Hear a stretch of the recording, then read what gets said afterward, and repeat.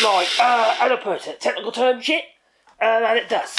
And you see that there? How rough is that? That's no blooming good, is it? And why is that? It's because the cutters are dull. They sharpen them. But how do you sharpen your cutters on a electric planer like this tar planer here by Ryobi? Yes, this is a Ryobi Industrial. Yes, they used to make good tools. This is actually a good planer. Now, the thing is, though, this particular planer doesn't have resharpenable cutters. Now, many planers out there do, but then you've got to set it all up and that. So these throwaway or reversible cutters, tungsten carbide, they last quite a long while, but also they're really easy to change, which I'm going to show you. But you know what I'm going to do first of all, and that's what you've got to do first of all, is unplug it. Yes, because you want to keep your digits. That's usually a very good idea. Well, we need some tools. Okay, here's one. A tool and another tool. We have our little socket. Now I'm going to remove the cutters and I'm going to show you how they actually work and how they're reversible. Now we put a new set in. Now in this particular planer, it can actually perform rebates as well as obviously just true up a piece of wood or just remove loads of material, and that's what I use it for. If I want to remove a lot of material, including bark and that, off a log, I'll true up one face using this machine, so I can then turn to my multi-cove thicknesser or the actual plane or something. So I've got a flat surface. It's my registry face, you could say. Now this one has the ability to do rebating as well, and it's okay. It's an okay tool. Now it cuts up to about 3mm, so you can take a lot of material off in one hit. So what we're going to do is loosen these nuts here, these bolts that clamp or hold the clamp down tight onto the actual cutter. Now these ones are really easy to remove because, you know, there's no faff really, you just got to slide them out. Now luckily with this one, because it's got the rebating facility, you've got a nice clear space on one side of the actual cutter block. Now when you tighten these up, which we will do in a moment when we insert the new cutter, be careful because the cutter blocks are generally made out of aluminium or aluminum or some sort of Durall. So anyway, they're soft, which you can end up ripping your threads out if you over tighten these nuts afterwards. So I thought I'd tell you that now, just in case you get carried away. Now I like to use a 4-hammer. Yeah, not like that though. I literally use on the corner of the cutter that I want to remove. I grab the cutter like so, and it just digs into the actual plastic of the 4-hammer. You can use a bit of wood if you like, and then I can just slide the cutter out like so. As you can see, it's now slid almost off. It's all the way out now. If you look at this cutter, it has 2 cutting faces, one there and one there, and there's a groove down the middle. Now these can gum up as well, so that can cause you problems. But this particular one is dull now. It's had its day. Actually, no, one side's still shut. I think no, it isn't. It's got a notch in it. Just there's a notch. Yeah. So I've hit an nail or something. Now, I don't know if you can see that, but if I get something dark, maybe you can. Just about there under my finger, there is a notch in it. And obviously that won't make a smooth finish, will it? So that's had it. So that'll be relegated to something else. And I then need to replace it with some new ones. And I buy them in like packs, like 10. And I've been kicking them about in my drawer for absolutely ages down there. And there says one that fell out. So that's quite, nice and shiny, you see. Yeah, it's new. And it has 2, pull that out of there. 2 cutting faces. So, I'll show you those new shiny ones. Okay? As you see, there's a marked difference. We have 2 cutting faces. So we've got 2, double the life. That's what we've got, double the life. So you just got to slide it back in, same way as you took the old one out. So just slide that in there, and I'm going to demonstrate it as well, so you can see the difference. I'm certain it's going to be quite a marked difference. Now, it's a bit sticky. I'll tell you what I'm going to do, is I'm going to grab a little bit of white spirit and just wipe it with a bit of white spirit first. It's got some residue on it. Now, when they make these things, they pack them all, they put like a gum on them to stop them from rusting. I've yet to see the tungsten carbide rust anyway. But anyway, they put some sort of like protective film on them, and over time it goes a bit yucky. So I just wipe that off so it slides in nicely, and you're not like peeling off all that gum. If I just cut my finger again, I just did. I'm always cutting my flipping fingers. Maybe that's an argument to wear gloves, but I don't like wearing gloves because I drop things with gloves on. Anyway, there you go. That's should slide in a bit easier now.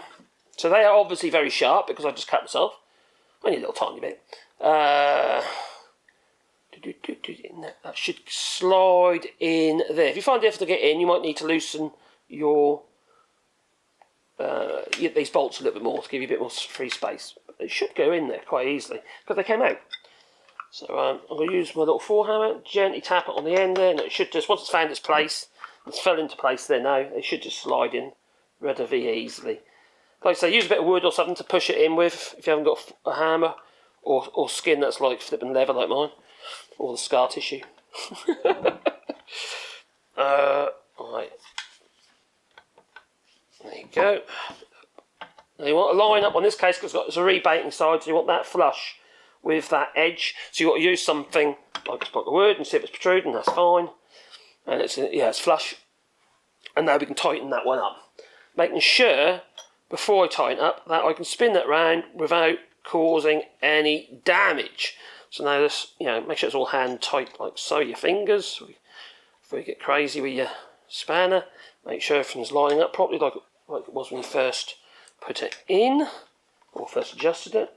And then we'll just tighten these nuts up. Yeah, it's like, all fingers and thumbs I am. So try to make sure you can see it. There you go, that's a better way, isn't it? Like that. Right, now we'll do the two ends first. And then the middle.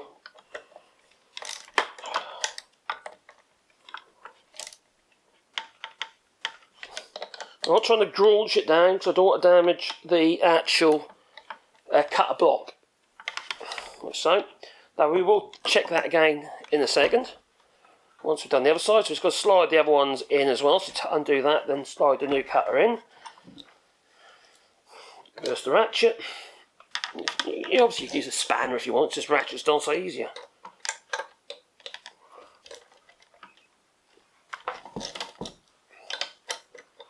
Now if you're all gummed up down there, let's say for instance you're being, I don't know, removing bitumen adhesive of whatever, and it's all gummed up nasty underneath. You're going to need to clean everything and get rid of all that before you try and slide it in, because that build up of gum on there will make the whole thing out of balance. Now if you look at this particular cutter block, there's those holes drilled in there, and those holes are there for balancing the cutter block. That's what they're for, you see. And there's some on this side as well.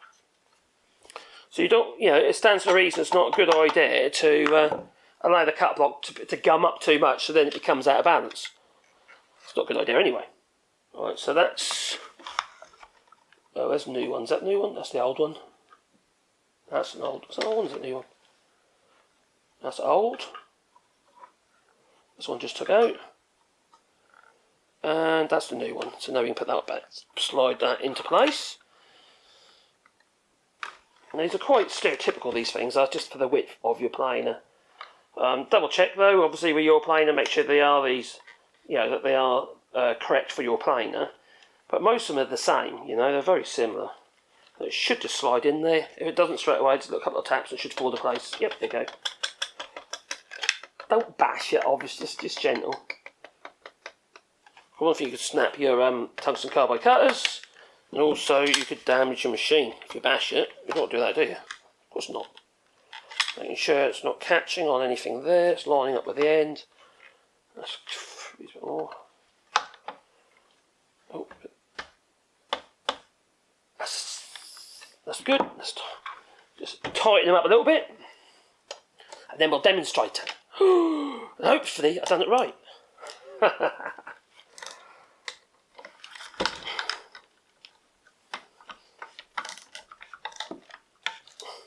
So make sure they're all just hand tight, so you're comfortable with that. In this case, this socket is only a 9mm. Yours might be 10, I don't know, whatever fits your machine. So those two there could be relegated for something else. You could make marker knives out of them, all sorts of stuff you could make out of those. Because you can sharpen them on a diamond stone, but it's no good if you're going to sharpen them for this, because you're never going to be able to line them. One might be slightly narrower after a while, than the other one. And then you won't be able to line them. And if you flatten the back all the time, the clamp might not clamp them tight, which then makes them dangerous. So you don't do that. There's no point. These things are really cheap. I buy them in packs of 10, and they work out about €2 a set. So the fact they're resharpenable, that's €1 for every change. It's They're so cheap, there's no point. You can get resharpenable if your planer can accept them. I don't know if this one can. Sometimes they're universal, you can swap them over. You have like a clamp arrangement that clamps into the slot, you remove that, and then you can slide your sharpenable ones in. But then you've got to set it all up. You've got to make sure that is exactly the same as that one. But with the chuck away ones, the reversible tungsten carbide ones, they last a lot longer, and you've got 2 sharpens out of them anyway, and they're so cheap. So there isn't a lot of point. Not a lot of point at all. Should we give it a go? Right, you can see how bad that was there. Right, that bit there I did. Pretty awful. Let's finish it off, shall we? Shall I plug it in again? Oh, it proves that was a good boy and unplugged it, doesn't it? So let's plug that in over here. Let's see what happens.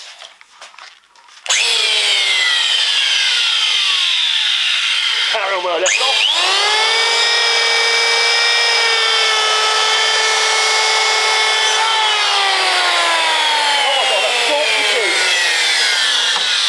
I'll show you the bit that I just did earlier where the rough cut was in it. Is that bit there? Can you see how rough that is? I'll just put a chalk over it so you can hopefully see it a little bit easier. It's it looks like Anne Widdecombe's derriere, and that one there is lovely and smooth. Yeah, it's more like Paris Hilton's, you know.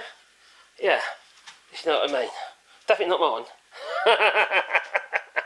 So it's definitely worth doing. So you find they start getting a little bit dull, and your finish is a bit shit. The likelihood is that your cutters need reversing, or they just need replacing. Or if you've got resharpenable cutters, you need to sharpen them and set it up, which can be a pain. But there you go.